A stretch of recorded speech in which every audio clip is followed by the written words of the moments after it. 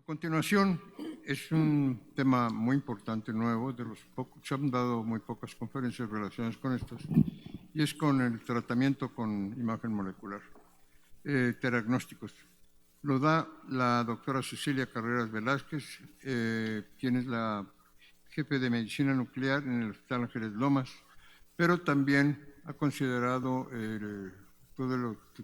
es tan compleja ya la medicina nuclear y todo este tema de imagen, que se han unido todos los departamentos de los 20 y tantos hospitales, 30 hospitales del grupo, en un Centro Nacional de Radiología y un Centro Nacional de Medicina Nuclear. Y la doctora Cecilia Carreras recientemente fue designada jefe de este Centro Nacional de Medicina Nuclear. Le damos las gracias por su presentación. Terapnóstico, el futuro ya inició. Muchas gracias, doctora Carreras. Al contrario, muchas gracias a usted por la amable presentación y a todos por la invitación a participar en este evento. Para poder hablar del futuro hay que hablar un poco del pasado. Y el pasado del terapnóstico se remonta a los años 40, ya se mencionó en pláticas previas, cuando el yodo radioactivo se empezó a utilizar tanto para el diagnóstico como para el tratamiento de diferentes enfermedades, principalmente enfermedades benignas de la tiroides, pero también en enfermedades oncológicas de la misma.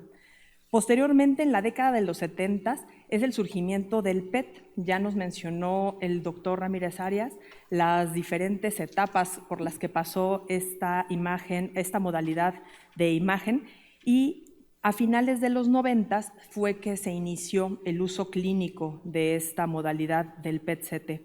Posteriormente, con diferentes radiofármacos que han sido autorizados por la FDA para su uso en la práctica clínica rutinaria, tenemos como un parteaguas en la medicina nuclear el radio 223, que fue uno de los primeros radiofármacos que como tal se aprobó por la FDA y empezó a involucrar a todas estas industrias farmacéuticas que trajeron mucha inversión a nuestro mundo nuclear. Posteriormente, en el 2018, se empezó a utilizar el lutecio para tumores neuroendocrinos como parte de la aprobación de medicamentos por este mismo organismo. Sin embargo, es importante recalcar que se inició su uso y su investigación desde el año 2000 aproximadamente en algunos países de la Unión Europea. Posteriormente, el uso de las microesferas y el lutecio para el cáncer de próstata fue lo que dio gran explosión de los radiofármacos, y como se puede ver en la gráfica que tienen del lado derecho, pues el crecimiento de la medicina nuclear fue de los inicios o principios de los años 2013 hacia el 2025, pues de una curva realmente que se puede considerar como exponencial, y si se fijan, este crecimiento es a expensas del radioterapnóstico, que es la barra que está marcada en morado, no así de otras modalidades como de gammagrafía PET. ¿Qué es el terapnóstico como tal? Es la unión de dos palabras, terapia y diagnóstico, con lo cual nos damos la idea de que queremos tratar lesiones que estamos viendo y ver lo que estamos tratando. Y esto lo vamos a hacer por medio de radionúclidos. Aquí, insisto, para poder hablar del futuro nos regresamos un poco a las bases, y para poder definir qué es lo que está surgiendo de nuevo, tenemos que entender muy bien que el terapnóstico va a utilizar todas las características del decaimiento radioactivo de los radioisótopos para poder definir si yo lo quiero utilizar para un diagnóstico, para una imagen, para una gammagrafía, para un PET, o si quiero utilizarla de forma terapéutica, si la quiero administrar para tratar una enfermedad oncológica, por ejemplo. El clásico decaimiento de la gammagrafía es el decaimiento gamma, que como vamos a ver en una diapositiva posterior, es la que nos va a crear los fotones, y con esos fotones nosotros podemos hacer las imágenes con los equipos que ya nos mostraron previamente. La otra típica decaimiento de la imagen molecular es la emisión de partículas beta positivo, mejor conocido como emisores de positrones. Esos emisores de positrones, al aniquilarse con un electrón de las áreas cercanas o circundantes de donde se lleva a cabo este proceso, va a emitir 2 fotones y esos fotones son los que van a ser reconocidos por el PET-CT para poder hacer una imagen de diagnóstico. En la parte del tratamiento tenemos tanto radiación alfa como beta negativo. La radiación beta negativa es la clásica que conocimos con el yodo radioactivo, el yodo 131, que ahora está muy de moda con el lutecio 177, y poco a poco se empiezan a incorporar partículas alfa en el arsenal de tratamiento de medicina nuclear. Los más importantes, el radio 223, el actinio 225, y no dejar de lado de una forma muy prometedora el plomo 212. En esta lámina lo que yo quiero expresar es la capacidad que tiene cada una de estas formas de decaimiento, la alfa, la beta negativa, para producir una letalidad en nuestro DNA, con lo cual va a ser más probable que pueda dañar o disminuya la probabilidad de una regeneración del tejido y sea una mejor respuesta al tratamiento. Entonces aquí vemos en la gráfica de la izquierda una doble cadena de DNA y la probabilidad que tiene un emisor beta negativo de dañar la doble cadena. Si se fijan, cada uno de los asteriscos es un golpe que se le da a la cadena y la probabilidad con las beta negativa es mucho menor que con las alfa. Las alfa tienen un valor que se llama transmisión lineal de energía, que es mucho más alto que en el caso de las partículas. Por eso partículas beta, cuando nosotros queremos tratar un tumor muy voluminoso o muy resistente, podemos utilizar las alternativas con las partículas alfa. Y hacia acá es hacia donde está encaminándose el futuro. Hay otro tipo de partícula de decaimiento radioactivo que va a emitir unos electrones que se conocen como electrones Auger, que se fijan aquí, la probabilidad de dañar la doble cadena de DNA es mucho mayor, y hay un típico ejemplo de un emisor de electrones Auger que al mismo tiempo combina con un emisor beta negativo, que es el terbio 161, que también hay que tener muy en mente para el futuro del diagnóstico. En esta tabla periódica de los elementos se observa con un código de color los tipos de decaimiento que pueden presentar cada uno de los elementos radioactivos dependiendo de su forma de decaer. Por ejemplo, están en color rojo los que pueden hacer o utilizarse para hacer imágenes de PET, en color verde los que se pueden usar para hacer gammagrafías puras, o sea que son emisores gamma, en color azul, amarillo y morado los que se pueden utilizar como agentes terapéuticos. También, si se fijan, como por ejemplo acá abajo, en donde está el espacio del terbio, podemos ver que hay radiofármacos que, dependiendo de su número, por ejemplo el terbio 161, que va a ser el moradito, que va a emitir los electrones Auger, y también tenemos terbios que pueden hacer de diferentes características, y por eso podemos utilizarlo para una u otra cosa, para hacer imágenes o para hacer tratamientos, con lo cual, con estos verdaderos pares diagnósticos, podemos darnos una mejor idea de lo que está pasando cuando nosotros administramos un radiofármaco para tratar a nuestros pacientes. Este es un ejemplo que se presentó en el Congreso Mundial de Diagnóstico en el 2022. El doctor Del Pazant nos presentó una colección de casos, más o menos fueron 15 casos los que él presentó, en donde una nueva molécula análogo de receptores de somatostatina marcada con plomo 212, que es un emisor alfa de partículas alfa, tenía una respuesta extraordinaria en algunos pacientes que tenían tumores neuroendocrinos metastásicos, como vieron, de alto volumen. Y ese es uno de los caminos que se pueden seguir, utilizar diferentes tipos de radionúclidos para lograr diferentes efectos terapéuticos o combinaciones de los mismos, dependiendo de las afinidades, de los tamaños de los tumores y de las resistencias que estos presenten, de la radiosensibilidad, como se conoce. Otra forma de acercarnos hacia el futuro es empezar a manipular las moléculas que se utilizan para transportar estos radioelementos a las lesiones. Entonces, aquí en este ejemplo vemos cómo un paciente que tenía un tumor neuroendocrino y se había tratado con lutecio dotatate, en algún momento de su evolución tuvo una recaída, y para poder contrarrestar esa recaída, lo que se optó fue por cambiar la molécula a la que se unía el lutecio. En vez de usar un agonista, se utilizó un antagonista con la idea de aumentar el tiempo de residencia de este radionúclido dentro del tumor y con eso producir un mejor efecto terapéutico. A pesar de eso, y que tuvo una respuesta parcial, no era suficiente, y a lo que se optó fue a cambiar, ya con la molécula antagonista que tenía mayor tiempo de residencia en el tumor, adicional agregar un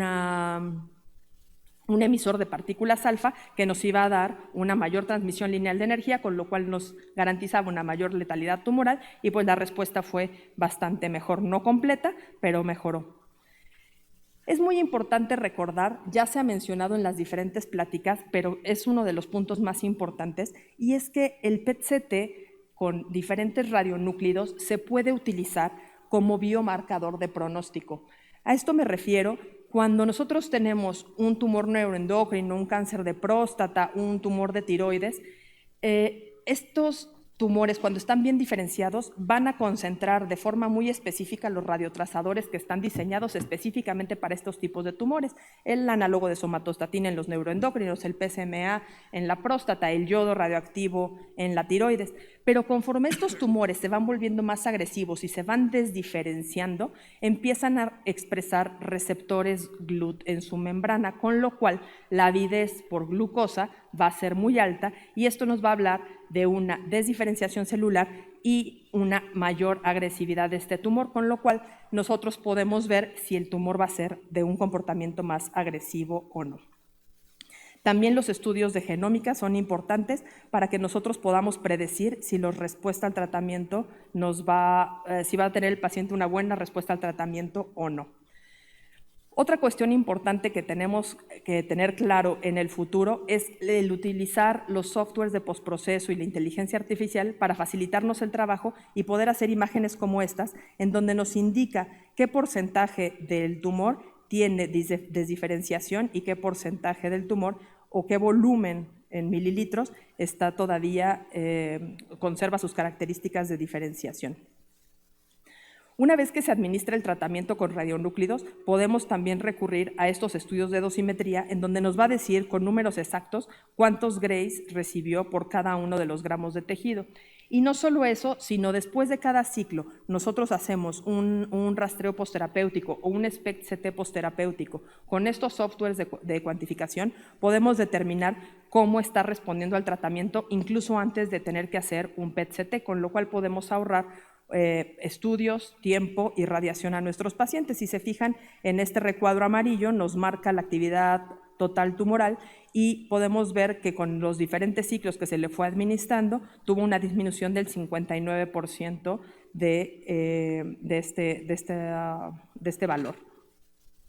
Y si lo comparamos con los estudios de PET-CT que se hicieron, pues realmente el valor es muy similar, con lo que podemos predecir que no es necesario estar repitiendo un PET-CT después de cada uno de los ciclos, siempre y cuando vayamos valorando nuestra dosimetría. Ahora, ¿qué es lo que está pasando en otras partes del mundo? En otras partes del mundo están abriendo centros de diagnóstico con 8 o 10 habitaciones que pueden estar dando tratamientos con lutecio o con actinio o con diferentes agentes de medicina nuclear en las grandes universidades, en todos los países. En Sudáfrica, por ejemplo, se acaba de inaugurar uno enorme, en Alemania tienen años haciéndolo, y en México nos hemos quedado un poco atrás en el tema de inaugurar o de abrir centros diagnósticos dedicados a esta parte de la medicina nuclear, que es muy interesante. Tenemos centros de PET, tenemos centros de medicina nuclear, tenemos combinaciones, algunos centros que tienen cuartos de hospitalización, pero estos centros de alto volumen en donde podemos tratar 8 o 10 pacientes al día, hay muy pocos. Y según un estudio en Estados Unidos, se necesitarían, para cubrir la demanda solamente de Estados Unidos, 70 centros de alto volumen habilitados. Nosotros tenemos a lo mejor 1 o 2 en todo el país. Y eso solamente considerando tratamiento con lutecio para tumores neuroendocrinos y para cáncer de próstata.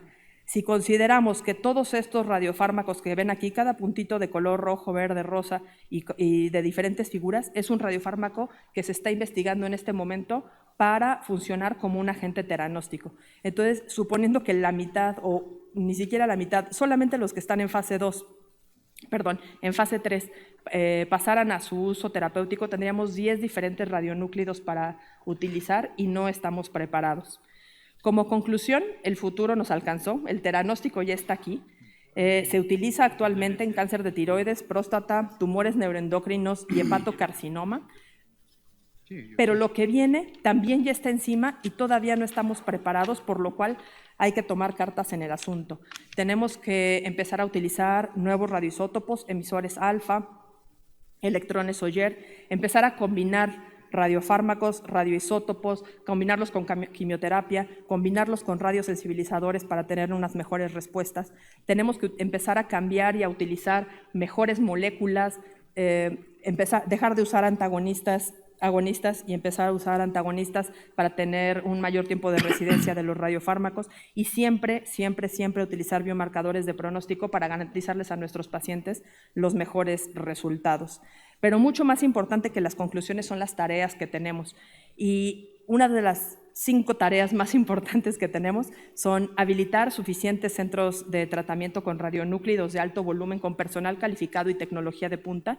Tenemos que incluir temas de medicina nuclear, de imagen molecular y de diagnóstico, no solamente en los programas académicos de pregrado, sino también en los programas académicos de posgrado. Hay oncólogos que terminan su residencia sin saber qué es un PET-CT y eso ya no puede pasar más. Es importantísimo que la parte de la educación la tomemos en nuestras manos y lo ataquemos. Hay que impulsar las especialidades de física médica y radioquímica, que esto ha sido una labor que ya ha iniciado el doctor Ramírez Arias y hay que continuarla, empezar a unir a la especialidad médica con las especialidades de física y química para poder crecer mucho más el área de la medicina nuclear y el diagnóstico. Crear en los hospitales comités de tumores multidisciplinarios y realmente utilizarlos, dejar de utilizar la consulta de radiopasillo y realmente retomar la magia de estos tumor boards que resuelven tantas dudas y crean tanta conciencia y aprendizaje en los miembros que participan.